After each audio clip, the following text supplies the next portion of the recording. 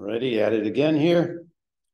I'm going to talk about what you need to know for the remainder of the semester, what you'll be tested on with respect to radicals, which are roots, square roots, cube roots. I don't think we'll go higher than that at this level, but what you're responsible for is going to get laid out right now.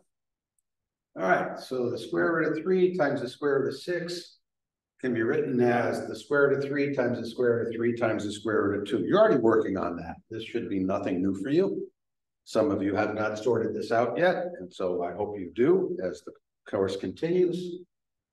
Square root of 3 times the square root of 6 could be written as the square root of 18, which could be written as the square root of 9 times the square root of 2, 3 root 2, same response.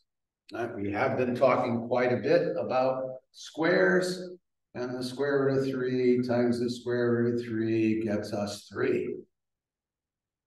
You're also responsible for knowing what the square root of 3 is as a decimal approximation. I got a feeling some of you listening to this right now have not taken that seriously. 1.73 and the square root of 2, approximately 1.41. Those are the decimals that we'll be working with. But if I ask you to write the square root of 3 times the square root of 6, that's an exact answer. And I'm not disappointed that some of you have written this on your test. That's fine. That means you've learned something. But this is an exact answer, and that's what you should be writing. Now, square roots are the inverse of squaring. Right? And if I looked at x squared, our cup-shaped graph, switching the horizontals and the verticals, it gets me something that looks like this. But we don't call that a function. So we will only be dealing with the top half of that inverse or the bottom half of that inverse. And there's technical reasons why we don't do both at the same time with respect to what is a function and what isn't. Conversation to be had in class. So what are the types of problems that are coming your way that are new? I think we've seen this a little bit in class, at least some people have, but simplifying more complicated root situation. And we don't write the 2. It's understood to be a square root. We don't write the 2 there. And the numbers that you want to be familiar with for shortcut purposes are the perfect squares, 4, 9, 16, 25. You can see them up there. That's about all you have to know at the high school level. So how would we do this? Well, we would rewrite, I guess I can do it up here. We would rewrite this as the square root of 9 times the square root of 2 times a times b squared times c squared times c times d to the 14th, which is actually d to the d squared 7 times, and then one more d. I wouldn't take this much time with it, but what you're basically doing is looking for multiples of 2, right? We have some because square rooting could be written as, for instance, d to the 15th could be written as d to the 14th to the 1/2. That means square root times d. That's another way to see that d to the 7 is coming outside and 1d is staying inside. So let me clean that up and just do the problem from the original perspective. And hopefully you can see what's going on. So I'm going to leave that there, and I'm just going to write the answer up here. Hopefully you've got those as well. So I'm going to get rid of that, make some space. All right, so I would see that a 9 is in 18, so I'm pulling a 3 out.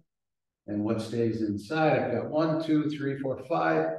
Okay, so I'm going to start my square root here. I think there's a better way to organize that. 2 on the inside. We've already done that to the left here. Square root of a, leave alone. Square root of b squared. Okay, square root of b squared b.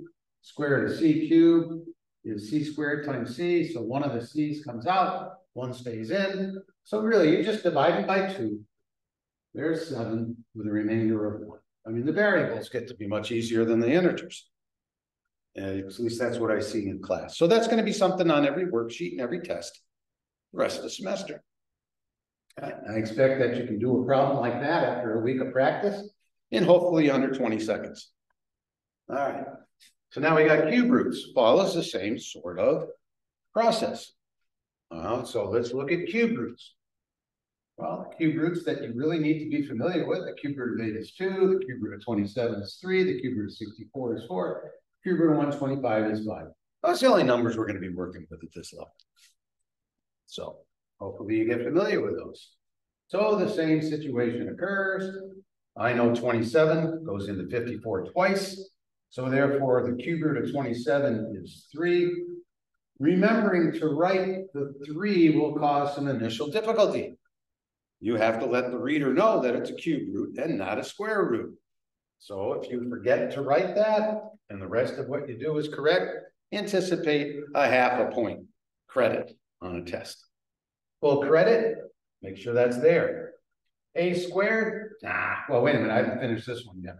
So there's a 2, and you can check your work. You can do 3 cubed is 27 times 2, 54. There's a quick check. Okay, do the power on top of the root. What comes out of the root or the radical, and then multiply it times what's inside. If it doesn't come back to the original, made a mistake. Instead of dividing by 2, we're looking for multiples of 3. Oh yeah, 3 goes into 3 once, so I can take that out. And 3 goes into 26 times, so d to the 6. 6 times 3 is 18. There's 2 left. And it bears repeating over here. We started with this for the first week of the term. 2 times 3 is 6. The square root of 4 is another name for 2. The square root of 9 is another name for 3. And another name for 6 is the square root of 36. And hopefully we can see that the square root of A times the square root of B can be expressed as the square root of AB. Okay, what comes next? See if we can see this all right. So just slightly more complicated situation here. Even straighten that out. I get around the corner of this desk. So hopefully you can start doing these in your head. They share the number 5. I won't do it that way. I'll do it square root of 5 times square root of 2 times 3 times the square root of 5 times the square root of 3. I see a 3 and I see a square root of 5 times the square root of 5. Remember multiplication. 2 times 3 times 4 is the same as 3 times 4 times 2. Go ahead and do it out. Prove it to yourself. So the order of the multiplication doesn't matter. So if I put that square root of 5 in front and I moved it, hopefully we can see that that becomes 5. But I'm going to go back here because the anticipation is that you'll know that 5 times 3 is 15 root 6. Take your time to see that. And I have a subtraction. And I have 5 root 2 minus 4 root 2 root 11. You can start doing those in your head. So what do we have? We got a root 2 times a root 2 is 2. 2 times 4 is 8. So we got a subtraction of 8. That's gone. That's gone. It looks like I got root 55. Okay, so up in the level a little bit. And then we're going to turn towards solving equations, square root equations, and cube root equations. And we're going to talk about graphical approximations and inverse operations for solving, and something called extraneous solutions. I think I'll take extraneous solutions right now. All right, so let's start with an equation. And you tell me what satisfies the equation, how many answers there are to this equation. Okay, it's a toughie. How many answers are there to that equation? Hope you're saying 1. But what happens when we square both sides?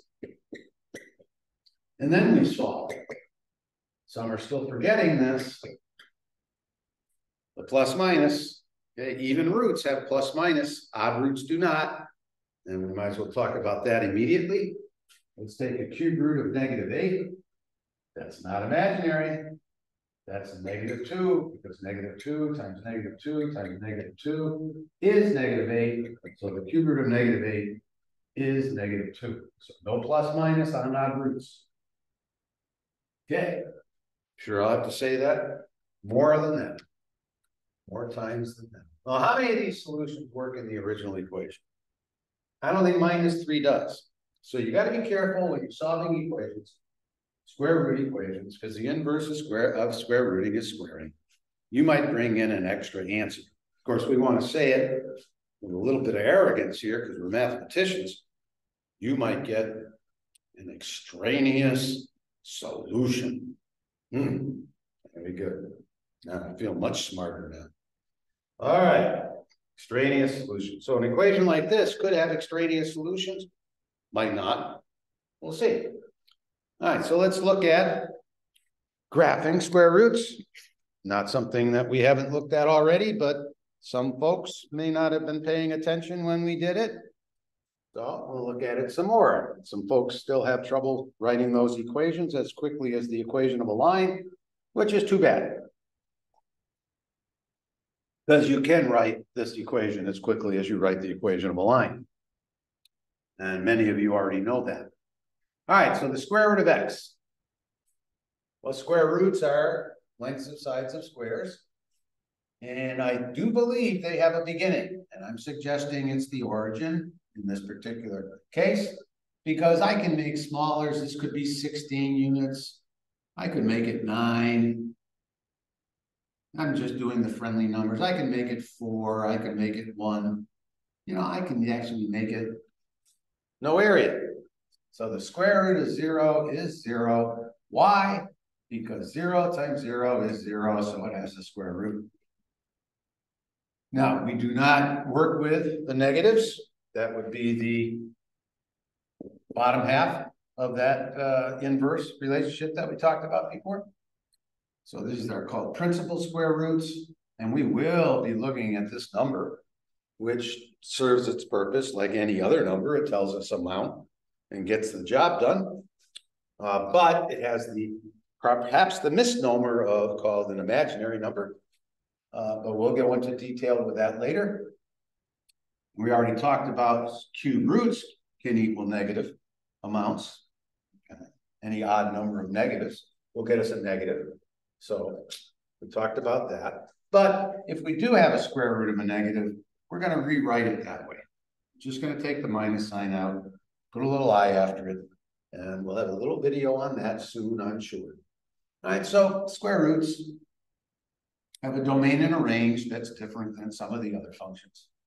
And the domain of this is x has to be greater than or equal to 0. Otherwise, we have the square root of a negative producing situations like this. And René Descartes doesn't have an imaginary axis, and I don't think you even need one coming out of the wall, but we'll talk about that later too. All right, so what's next? What's next is understanding this with the friendly numbers. All right, so if I put in a 0, I get no altitude. All right, so 0 gets me no altitude. If I go over 1 unit, I get an altitude of 1. If I go over 4 units, square root of 4, I get an altitude of 2, which is twice that. Let's see, whatever that is. I want to get pretty good with this here. Tip of blue, so there's 1. There's 2 right there. Okay, that's 2. Yeah. And then 9. 9 is a little longer gap than 1 to 4. In fact, that's a 1 unit gap. That's a 3. That's a 5. I wonder if there's a pattern here. And I'm going to go up 3 units. I'm guessing that's about 3. Yeah, it looks pretty good in this one. All right, and we start to get this slow growth. In other words, it takes more and more area to get a jump of 1 unit here. Okay, and of course, all we're going to do is multiply this graph times something. Start it somewhere on an x-axis, y-axis, start it somewhere, multiply it by something, and get a slightly different trajectory, either in the positive direction or the negative direction. And that's what you've already been working on, so I'm not telling you anything new. It's been on every test for the last month and a half. So over here, you should be, at this stage, able to write those equations quickly. All right, for those of you who know how to do it, you're just going to do square root of x minus 5 plus 8. And we've got square root, when I put an 11 in, I get the square root of 6. I haven't even put something up there. How about we go from 8 to 9? Boom, 1 unit of change. I'm not telling Over half of you, anything new there? Half of the class does that in 10 seconds or less. All right, so what's the domain and range though? Well, that's another matter. All right, so domain is a description of those X values that we can use. Hope I spelled that right, because I'm talking while I'm writing. That's not a good thing for me anymore at my advanced age. All right, so what do I see? I don't see anything over here. Horizontal ruler. I see something starting at 5 and moving to the right. So the domain of that X value is greater than or equal to 5. Hope you can see why. Then the range. Well, range is the vertical ruler, and I see a height of 8. I don't see anything below that. So the range is the Y values, and our Y values are greater than or equal to 8. And you'll get plenty of practice with that. Those are the critical numbers in this problem. All right, now it's time to get an approximation on. I got to move a desk over here. So let's see if we get an approximation of a typical problem that you will now be trying to do. Once you see this video, I'll give you a daily quiz on it. See if you watched it. I haven't been too happy with the daily quizzes I've given so far, considering that the difference of 2 squares and the difference of 2 cubes came up as a goose egg for most of you, which means that you couldn't possibly have watched the video, because if you had, I don't think anybody would have had trouble 9x squared minus 25y squared writing 3x plus 5y times 3x minus 5y. And some of you are still getting that wrong on tests. So it's time to wake up and to look at the material and give it a little more consideration. There's an old guy giving you a little lecture. All right, so we should be able to graph y equals the square root of x minus 2. And we should be able to graph y equals x minus 4. If a equals b, if a equals b and c equals b, then a equals c. What I got, really? Okay, 2 graphs. So where they intersect is the solution to the equation for the variable x. And if you want to find the y variable, you take your x value like any other time and plug it in. So what's the critical number for this? 2. And we're going in that direction. It doesn't hurt to have some other value here, I think. How about we throw in an 11? 11 minus 2 is 9. So 11 gets you 3. And we've created a ruler here. All right, and a 2 gets you 0. So horizontally, 9 units horizontal, 3 units vertical. Actually, it doesn't look too bad. Should have given it more thought. X minus 4. Well, 4 is critical. 4 gets us a 0. So here's 4. 4 gets us a 0 for a linear function, and it looks like it's going up at a 1-to-1 ratio. So over 1, up 1. You know, it kind of looks like that might even be a solution. But I only have 1, so I'm going to get an extraneous answer here. Feel real proud of that word, extraneous. Yeah. All right, so I'm guessing my answer is somewhere around 11. Obviously, I'm not sure what it is, but let's go after it and see what we can find. And if I butchered this graph, have I butchered it? I don't think so. But let's go after it. All right, so what do we do? Square both sides. X minus 2. At this stage, you should be able to square a binomial like this without having to do x minus 4, x minus 4. If you're still doing that, please look at your answer, look at where it came from, and see the shortcut. All right, so we're going to set this to 0 because setting products to 0 is one of our tools in our arsenal. All right, a lot of folks are still having problems with 5x squared minus 8x in our arsenal. All right, so take out what's common, find the zeros, and minus b over 2a, by the way, happens to be 8/10. The average of the roots. Just thought I'd slide that in there. All right, so we're going to hopefully get a situation that I picked that's correct. So x squared. Oh, where the heck am I? Subtract x to this side, minus 9x, had a momentary lapse. Add 2 to this, and that's 18. All right, so what do I see? I see that my graph might have not been the greatest here. I can already see that, -6, -3. Okay, but I can certainly see x equals 6 or x equals 3. And from the graph, I'm pretty sure I have an extraneous solution. So 6 is probably the only number that'll work. 6 minus 4 is 2. 6 minus 2 is 4. The square root of 4 is 2. So 6 does work. 3 probably does not. 3 minus 4 is -1. And 3 minus 2 is +1. So that was extraneous. Right? So I would go back and see why I didn't have a little better sense of what that value was. Certainly didn't graph it too well in terms of, I probably should have put it on an XY axis. So I would have had a better sense of movement. Definitely is what I should have done. Should have thrown it on the XY axis. All right, but mechanically, we just did inverse operations, considering the fact that there could have been an extraneous solution, and in this case there was. Doesn't always have to be. You can have a square root that does that, and boom, that's got 2 answers, right? You could have a square root that looks like that, and a linear function that looks like that, no answers. So it all depends what kind of drawing you have, what kind of sketch you have. But I think for our purposes, I've set enough. All of those topics are coming your way. Good luck with them. I hope you do well with them. And that's it for this little chat. All right, see you in class.